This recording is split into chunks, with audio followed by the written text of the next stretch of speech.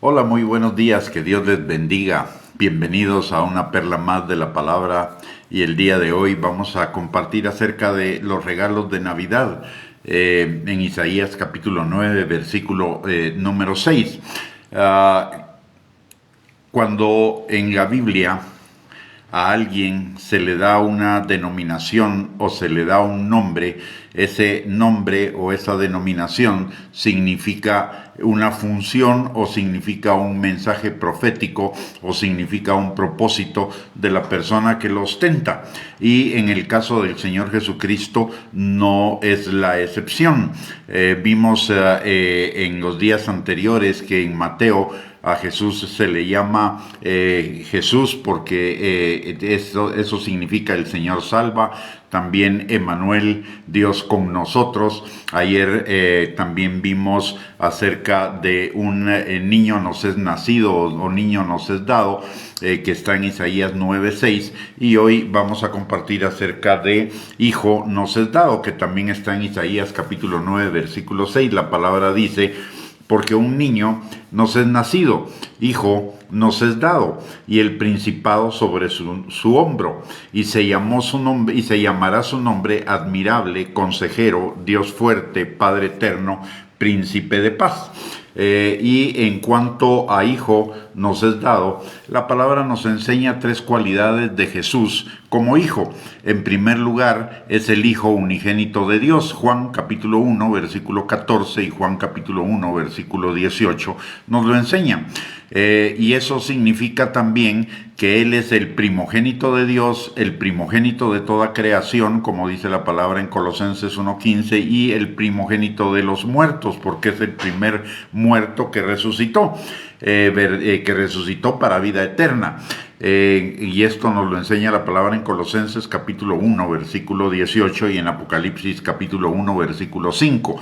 Al respecto del primogénito de los muertos, todos los muertos que Jesús resucitó en su ministerio volvieron a morir posteriormente. Sin embargo, Jesús es el primero de los muertos que resucitó para vida eterna. Por eso es el primogénito de los muertos.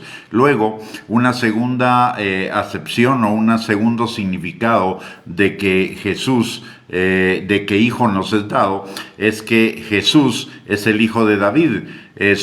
David es su ascendiente dentro de su familia de adopción, y esta designación implica que Él es el Mesías de Israel para gobernarlo, y eso se cumplirá en el milenio y por la eternidad. Y por el otro lado también significa que Jesús es el Hijo del Hombre de José por adopción, y eso enfatiza su humanidad.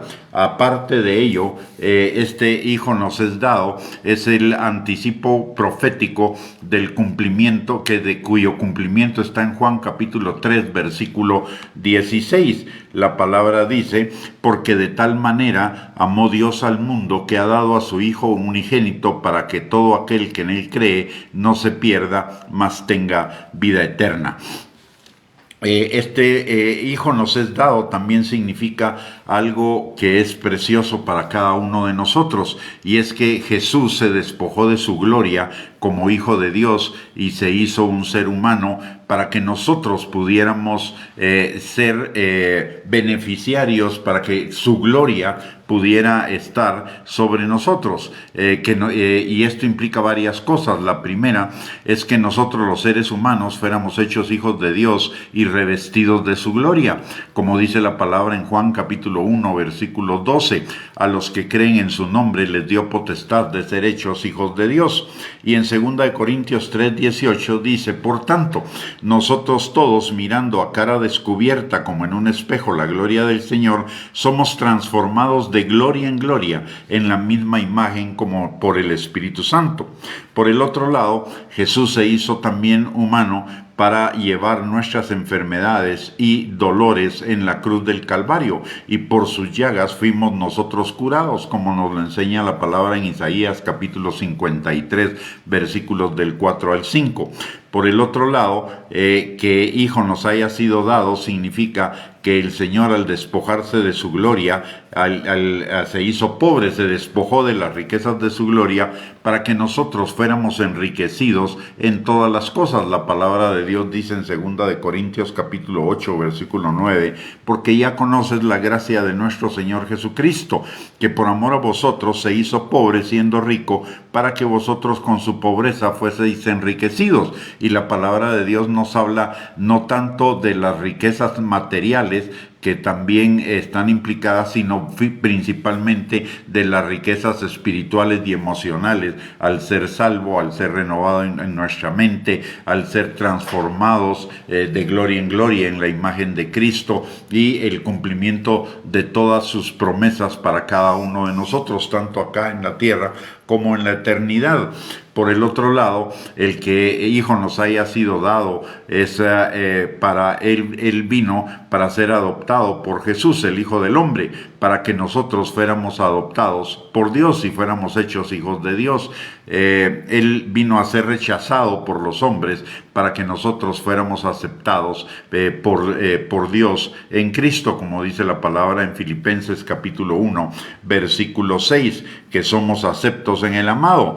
Él vino para cargar nuestras injusticias y nuestros pecados, para que nosotros fuéramos revestidos por su santidad y su justicia, como dice la palabra también en Efesios capítulo 1, versículo 4, que Él nos escogió desde antes de la fundación del mundo para que fuésemos santos y sin mancha delante de Él.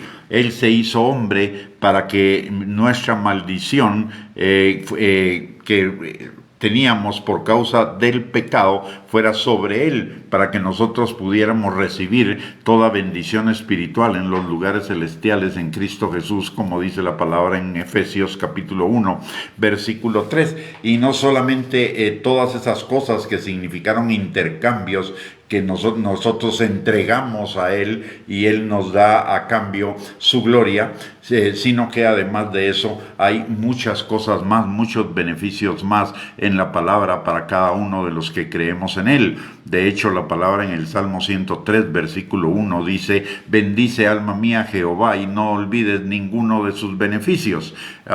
Y entre sus beneficios está no solo la salvación, el perdón de pecados, la liberación del pecado y de la muerte, la sanidad, la restauración, la liberación, la provisión, la protección, la seguridad, una nueva identidad, una nueva naturaleza, una nueva familia, una nueva relación con Dios, etc.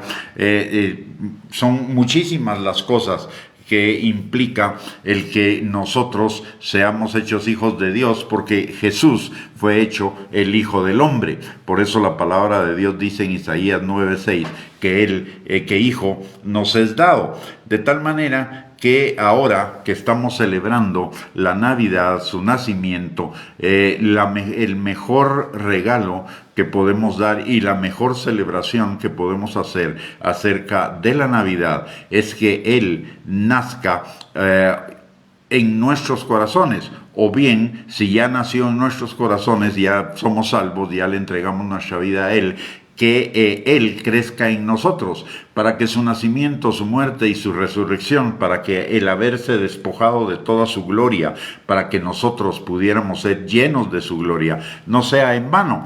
Se trata en primer lugar de recibirle como nuestro Señor y Salvador, creer en el corazón que Él es nuestro Señor y Salvador, como dice la palabra en Romanos capítulo 10, versículos del 8 al 10, que esta es la palabra de fe que predicamos, que si creyéremos con nuestro corazón, no con nuestra mente, sino con nuestro corazón, que Jesús es el Señor, entonces seremos salvos. Y ese creer en nuestro corazón es un creer genuino, sincero, un creer que produce el Espíritu Santo en cada uno de nosotros, una necesidad de entregarle nuestra vida al Señor Jesucristo como Señor y Salvador. Y está tan cerca como una oración que salga de nuestro corazón, porque la palabra de Dios dice que todo aquel que invoca sinceramente al Señor será salvo.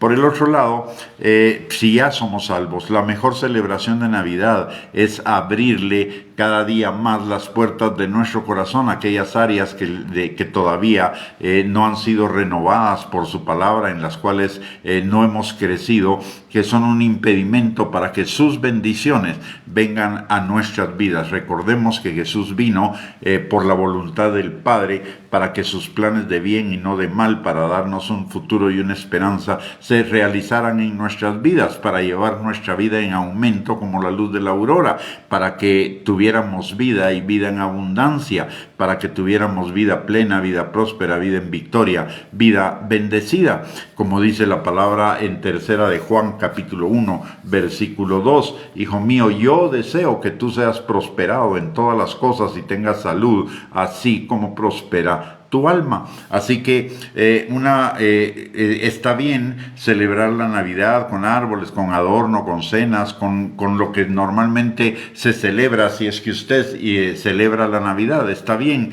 la palabra de Dios no lo prohíbe, y si lo hacemos para la gloria de Dios, está muy bien, pero no perdamos el sentido de la Navidad, la verdadera razón de la celebración. El mundo, la carne y el diablo se han encargado de tratar de desvirtuar por todos los medios la celebración, a través de los regalos, de las compras, de las fiestas, a través de la parranda, a través de muchas cosas. Nos trata de desviar la atención acerca del verdadero significado de la Navidad, pero es tiempo de que usted y yo regresemos a ese verdadero sentido de la Navidad y la celebremos reconociendo el señorío de Cristo en nuestras vidas, reconociendo todo lo que Él vino a hacer a la tierra por cada uno de nosotros, bendiciéndolo, agradeciéndolo, alabándolo, centrando nuestra celebración en Él. Muy bien, con esto hemos llegado a este final de esta perla de la palabra. Muchísimas gracias por conectarse, que el Señor les bendiga. Si Dios lo permite, a mediodía tendremos otra perla de la palabra, donde seguiremos compartiendo acerca de los regalos de la Navidad, de los regalos que Jesús trajo para cada uno de nosotros en su nacimiento, en su muerte y en su resurrección, porque el nacimiento de Cristo no es un hecho aislado. El nacimiento de Cristo está relacionado con su muerte, con su resurrección y con su pronta segunda venida. Muy bien, que el Señor les bendiga, les guarde, que tengan una linda mañana. Gracias por conectarse y un abrazo para cada uno.